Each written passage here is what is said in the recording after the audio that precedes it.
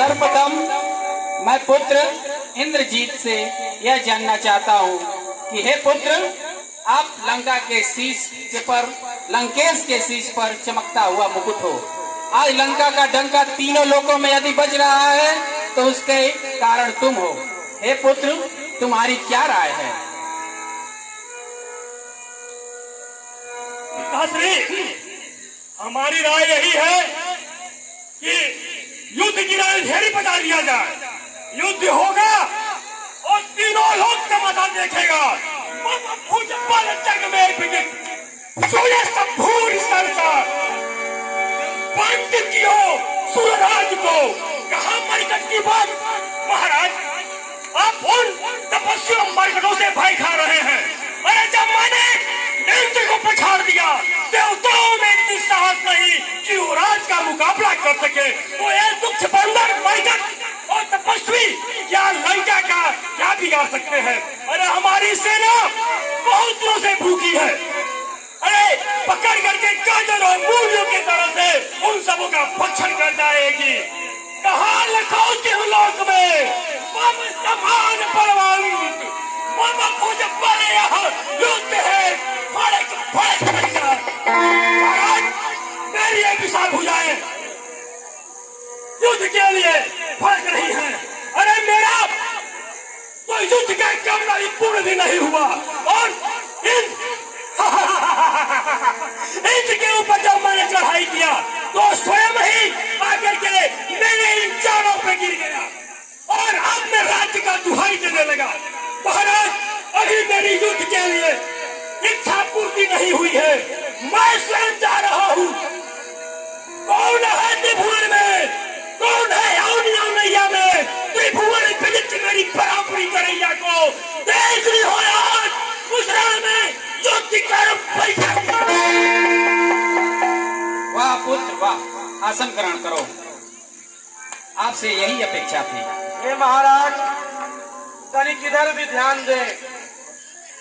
मैं युवराज को याद दिलाना चाहता हूँ कि एक छोटा सा तुच्छ बंदर आया और स्वर्ण रचित लंका को जलाकर धू धूप जला करके चला गया।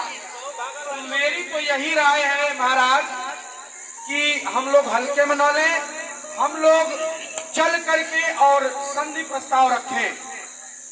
वाह मंत्रीवर वाह, आपने तो ऐसी बात कही कि जिसका तीनों लोक में लंका और लंकेश की कीर्ति बढ़ जाएगी। क्या लोग कहेंगे कि लंकेश सिंह की बात गया, सीता हरण किया और श्रृंगार की बात जाकर जानकी को दे आया। वाह मंत्रीवर वाह, आप जैसा बात करने वाला शायद लंका में कोई और हो। महाराज, शायद इस मंत्री को यह मालूम नहीं कि हमारे मेघनाथ को अगर मौका मिला होता तो उसी वक्त उस बंदर को धड़ से अलग कर देता।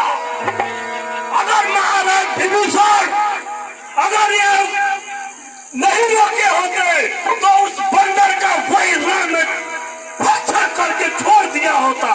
और इस बूढ़े मंत्री बोल रहे हैं कि समझौता, समझौता तो कतई नहीं होगा। समझौता कतई नहीं होगा। उसके लिए लंका के वीर आन शान के लिए गर्दन कटा देंगे, लेकिन सीता को नहीं देंगे।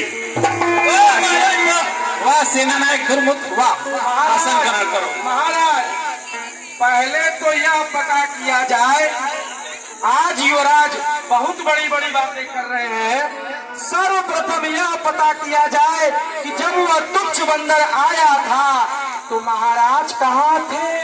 मैं बता रहा हूँ महाराज को। महाराज, जब वो तुच्छ बंदर लंका में प्रवेश किया तो महाराज को मैं देखा महल के किनारे छुपे थे। और जब महाराज उसके बंदर के पास पहुंचे तो अपनी पूंछ में पकड़ के महाराज को कहां फेंका था ये तो परिचय महाराज खुद देंगे। और रहा सवाल उस बंदर का, महाराज क्षमा करें महाराज, अगर जो आपकी आज्ञा हो तो मैं भी कुछ कहना चाहता हूं। कहो महाराज, मेरे विचार से बिना दुश्मन को समझे बिना दुश्मन को परखे हमें इस तरह की बातें शोभा नहीं देती।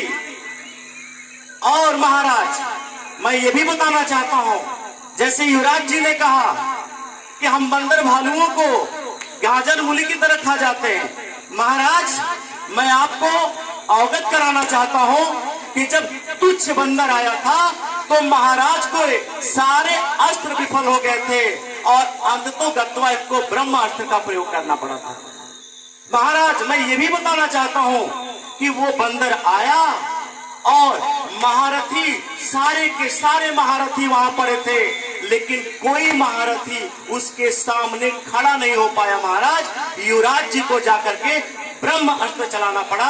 तो महाराज, मेरी आपसे विनती है कि इन बातों पे भी आपको विचार करना चाहिए कि आखिर दुश्मन कैसा है और दुश्मन को देख करके उसके हिसाब से रणनीति बनानी चाहिए। महाराज, मेरा सुझाव यही है आपसे। मैंने आपका सुझाव सुन लिया। महाराज, हमारा भी थोड़ा सुझाव ले लीजिए। कहो। हमारा ये कहना है कि तू 4 ठो ऐसे उरी चोरा के लिए थी तो हमारो ब्याह हो जाए। अरे क्या बंद कर अपनी बात की बातें। हे महाराज, यह आपका पुत्र प्रहस आपके समक्ष यह प्रण करता है कि मैं अभी इसी वक्त युद्ध भूमि में जाता हूं और बंदर भालुओं की सेना सहित उस 10 तपसी कुमार का सर काट से अलग कर यमपुरी पहुंचा देता हूं। वाह पुत्र, वाह पुत्र मालिनी नंदन अतिकाय, आपका क्या विचार है? आप भी कुछ कहें। पिताश्री, पहले उन तपस्वियों को बंद करने से पहले अपने अंदर जो भी पड़े हुए हैं मंत्री, जिनकी बुद्धि भ्रष्ट हो चुकी है, पहले इनका बंद करना होगा, तब उनसे लड़ना होगा। अरे महाराज, पिताश्री, बार बार मेरे शस्त्रों को ललकारा जा रहा है। मैं आपसे पूछता हूं कि यह आपका आदेश नहीं था?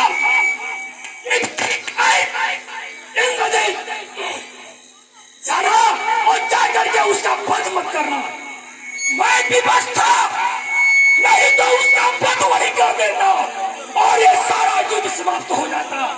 मेरे शस्त्र का मैंने किसी से भीख मांगा था, मैंने अपने तपोबल से लिया था और उसका उपयोग कहाँ करूंगा, कब करूंगा, कैसे करूंगा, ये मेरे ऊपर निर्भर रहता है। लेकिन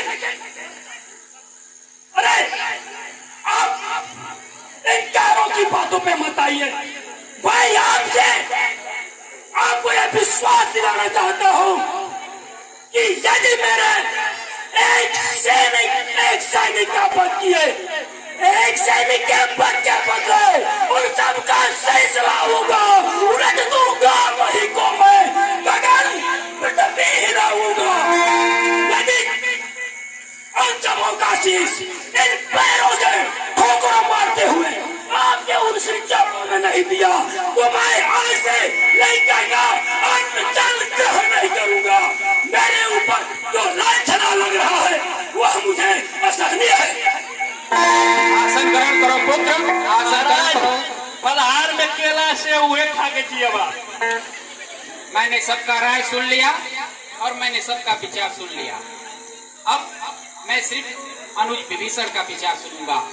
हे अनुज, तुम धर्म के मर्मज्ञ हो, हर चीज के ज्ञाता हो।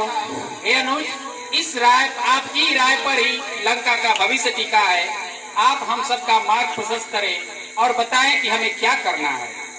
हे महाराज, पुरुषों में पुरुषोत्तम है, उनको बालक ठहराया है, रणधीर वीर